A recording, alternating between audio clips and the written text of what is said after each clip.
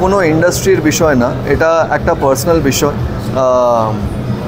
এটা না যে কেউ কোনো ইন্ডাস্ট্রির থেকে বিলং করে বলে এটা হচ্ছে সেটা না। I think as a citizen of India সবার নিজেরই সেই রেসপন্সিবিলিটিটা বের করা উচিত।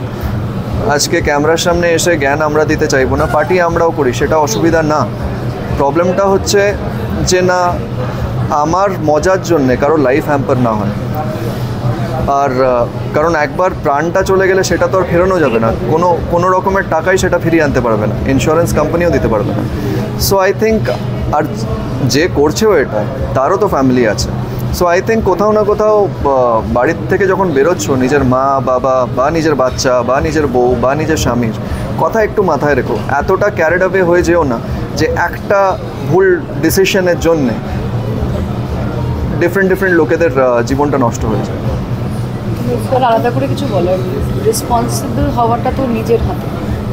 তো ডেফিনেটলি আমরা জ্ঞান দেব না, কিন্তু এটাই বলবো যে মজা করো, রেসপন্সিবলি করো, এবং জীবনের না মূল্যটা অনেক, জীবন অমূল্য আছে।